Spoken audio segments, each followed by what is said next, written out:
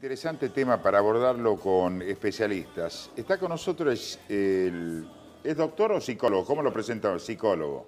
Benjamín Azar, o Azar. Azar. Hola Benjamín, buen día. ¿Qué tal, ¿cómo estás? Bien, hoy veíamos un título relacionado al tema de la pandemia, aumento en el consumo de psicofármacos con la pandemia, como así también profundización de algunas adicciones, como por ejemplo el tabaquismo, el alcoholismo y el consumo de droga. Doloroso presentarlo así y después de un caso testigo, ¿no? Pero hay millones de chanos en la República Argentina y que lamentablemente durante la pandemia se han profundizado, que es el tema consumo excesivo de alcohol, el consumo de estupefacientes, sin una contención del Estado por falencia en cuanto a la salud mental. Y también tenemos que insistir en este tema, la educación que se viene. ¿Qué va a pasar con las modificaciones al sistema educativo? Los profesionales dicen, miren cómo está modificando el sistema educativo el mundo, haciendo referencia a la educación emocional. Benjamín, sé que muchos profesionales se están conformando, se están reuniendo en los hospitales de referencia de la enfermedad psiquiátrica, si me permite la definición, para hacer conocer cuál es la posición que tienen ustedes como profesionales de decir, bueno, hay una luz amarilla antes de la curva. ¿Quiénes la conforman? ¿Qué profesionales? ¿De qué áreas? Bueno, Omar, tu introducción la verdad que fue impecable en relación a la responsabilidad del Estado en lo que es la falta de interés en materia de salud mental. Ahora estamos desde hace un año conformando un espacio que se llama CEA, Centro de Estudios y Acciones en Salud Mental y Derechos Humanos, con diferentes profesionales del ámbito PSI, es decir, psicólogos y psiquiatras, que hemos trabajado en diferentes instituciones de encierro principalmente, ya sea hospitales psiquiátricos, cárcel e institutos para menores en conflicto con la ley penal, y nos dimos cuenta de la imposibilidad de poder trabajar en espacios donde los derechos humanos son vulnerados. En este marco se dan situaciones como la que vos nombrabas recién de Chano, el cantante, ex cantante de También. ¿Pero cuántos Chano hay? En la misma semana que pasó lo de Chano hubo 2 casos iguales y los 2 terminaron con las personas muertas.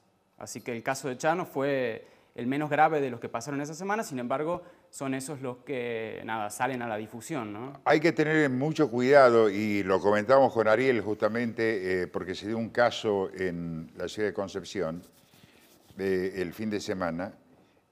Los medios tienen por costumbre, y creo que una buena medida, de no difundir información que están relacionadas con la decisión personal que toman muchas personas y especialmente los jóvenes, lamentables en este tiempo. Hay cifras alarmantes, especialmente en los jóvenes que toman el peor de los caminos, Benjamín. Para que te des una idea, Omar, en todo el mundo y en Argentina en particular, en los últimos 50 años han sido más las personas que se han quitado la vida que homicidios. Es decir, el ser humano se mata más a sí mismo que lo que hace con otro.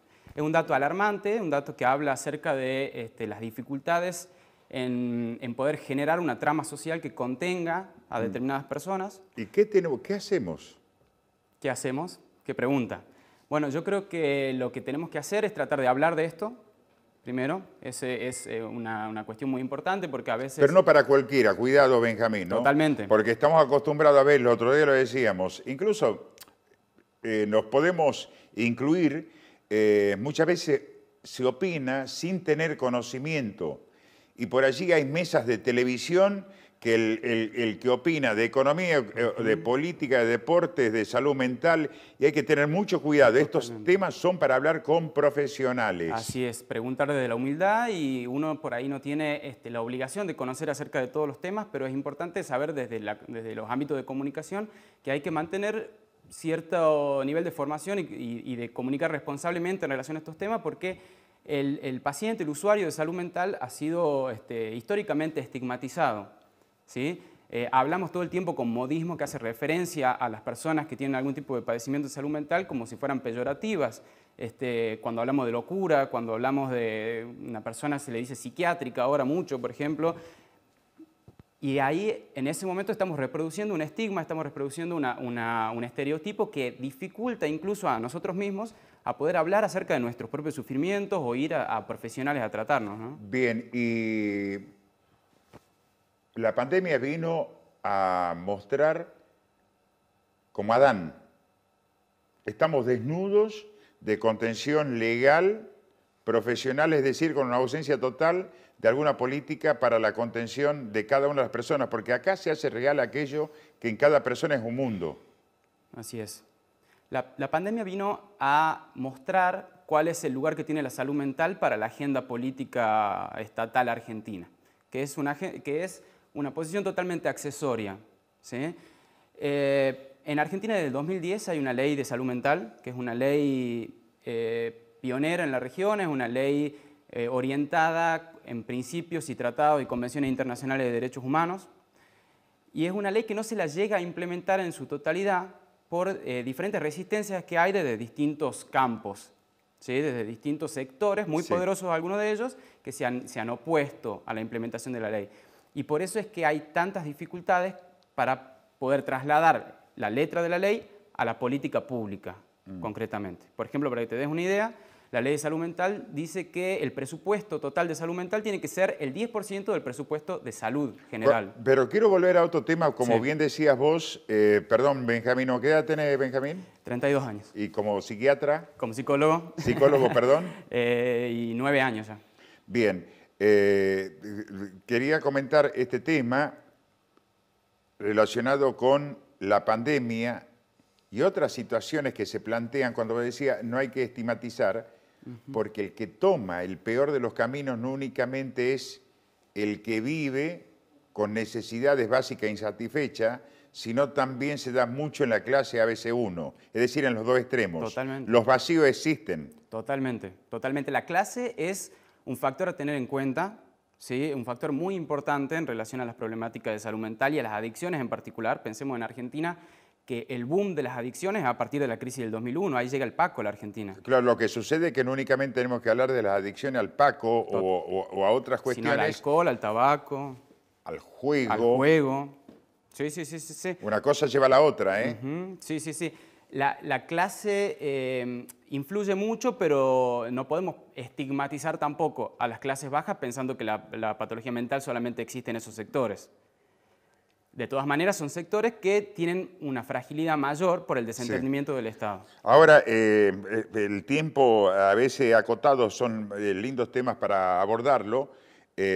Buenos temas, digo, no lindos, sino temas importantes para abordarlo con más profesionales, pero de pronto aquellas personas que puedan estar viendo el programa y tengan algún problema en casa y por allí, por este tema del tabú, para que no lo señale el vecino, decir esto, lo otro, ¿a dónde están trabajando ustedes para contener a estas personas? Nosotros no estamos trabajando en la contención particular de personas, es decir, no estamos... ¿O a dónde se reúnen habitualmente? Nosotros lo que estamos haciendo es un trabajo de formación y de acción política, no partidaria, pero sí política, en relación a lo que es el tema de salud mental y derechos humanos. Nuestro Instagram es sea.tucumán. Sí.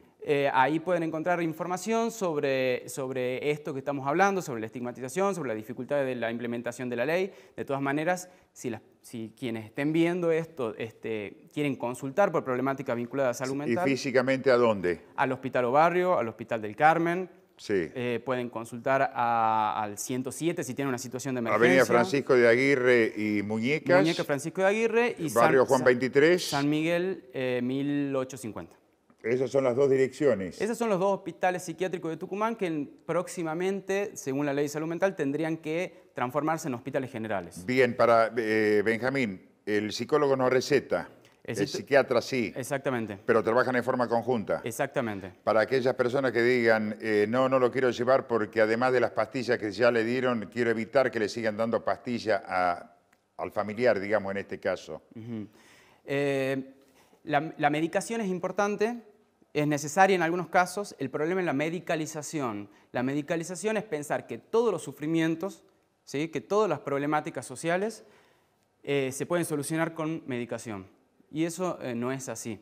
Durante muchos años se ha tendido a medicalizar, incluso no solamente en la problemática en salud mental, sino en cualquier sufrimiento que tenga que ver con la vida misma, cualquier contingencia de la vida.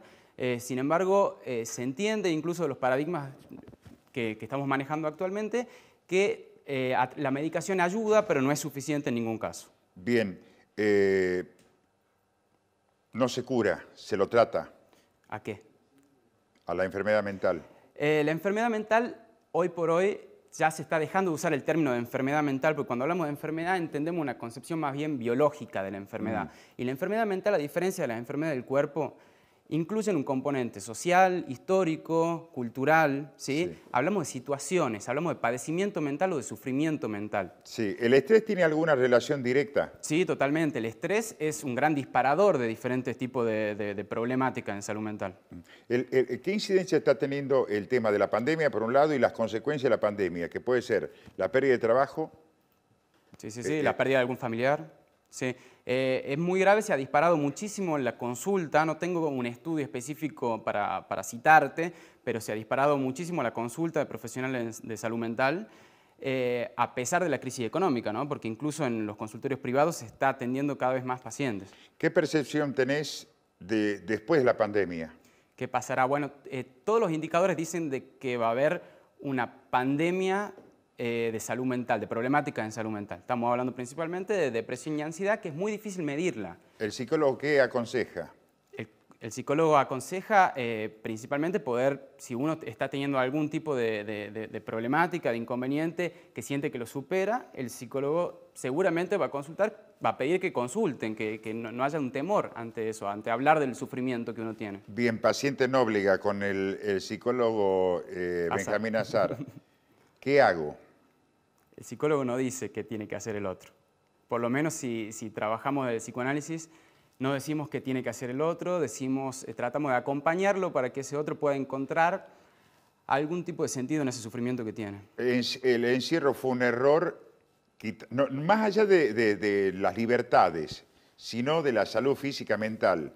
Uno que estaba acostumbrado a hacer actividad física todos los días y a veces 2 veces a la jornada, te encerrás, la vuelta al aire libre, con distanciamiento. A ver, la actividad que no te cuesta un peso, salvo salir a caminar al Parque 9 de Julio o a algún espacio, ¿ayuda?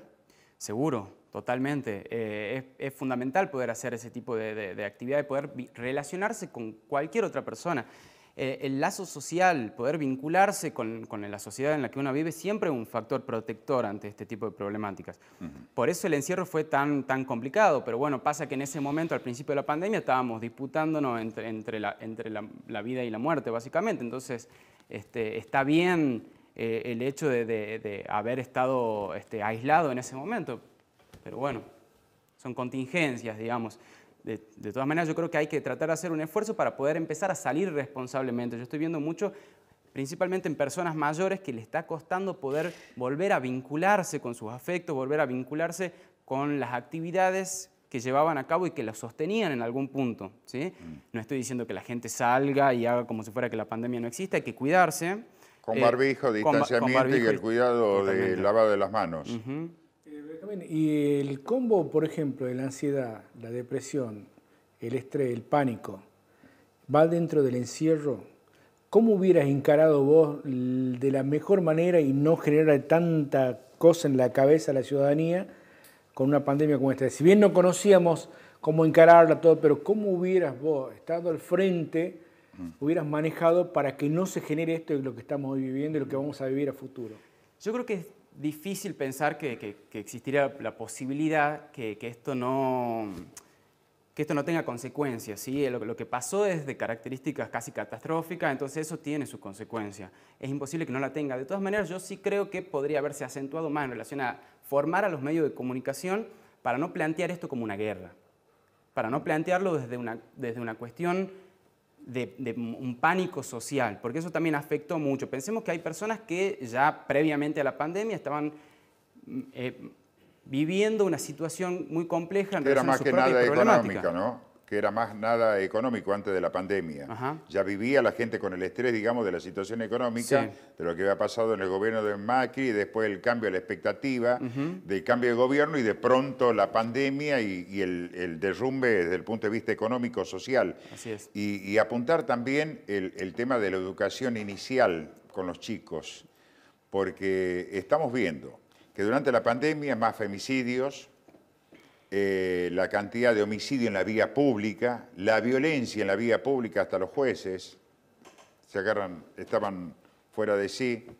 Los mensajes que estamos refiriendo a los supuestos referentes sociales que tenemos a nivel nacional, haz lo que yo te digo, no lo que yo hago. Te reitero la pregunta, ¿qué nos espera después de la pandemia? Las infancias fueron muy afectadas por la pandemia.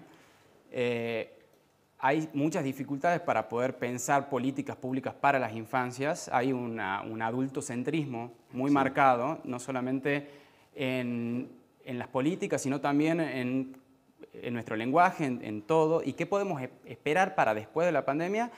Ojalá, esto es un deseo, no una previsión, sino un deseo, ojalá podamos tener gobiernos que tengan a la salud mental en agenda, porque es fundamental. Lo último, porque siempre hay allí contrapuntos. Yo tengo mi opinión, por supuesto, ¿no? Que el tema de la espiritualidad, por allí mucha gente que se fortalece en lo espiritual en determinada religión, por allí tiene algunos encontronazos entre el psiquiatra y el psicólogo. Lo espiritual también juega su rol. Totalmente. Cualquier cosa, cualquier actividad, cualquier cosa que pueda llegar a darnos algo de sentido en una vida tan complicada como la que nos toca vivir, más en estos tiempos, es fundamental, es un apoyo. Siempre cuando uno recibe en el hospital, pasaba mucho esto, cuando recibimos pacientes graves, saber que tienen un vínculo cercano con la espiritualidad es un factor a tener en cuenta y en el cual apoyarse. No son cuestiones que hay que elegir entre una y la otra, ¿no? Perdón, la última muy cortita.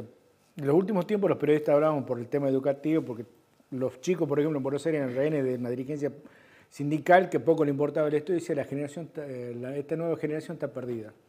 Con el tema de la pandemia, ¿se acentuó esa idea o no? La idea de que las nuevas generaciones están perdidas. Que esta generación y yo creo que, va para cualquier lado. Y yo creo que los adultos siempre han pensado que las generaciones venideras están perdidas porque hay algo que no pueden entender, que es que las nuevas generaciones viven en función de diferentes patrones, en función de diferentes sentidos comunes. Nosotros somos de la década del 80, por eso. Eso habla más de la generación de los adultos que de la generación que está por venir. Benjamín. Muchas gracias por la invitación. Benjamín lo vamos a tratar de tener una vez cada 15 días, porque vamos a seguir rotando para preparar también a la audiencia de cómo tenemos que vivir después de la pandemia. Bárbaro. Gracias, ha sido un gusto, Benjamín. Igualmente, man. Lo mando a la psicóloga. Sí, siempre. Está la psicóloga. Siempre que sea necesario, siempre que sea necesario. Él también, no crean que solo, También. Gracias, Benjamín. Gracias a usted. Así se presenta este mediodía, con algún...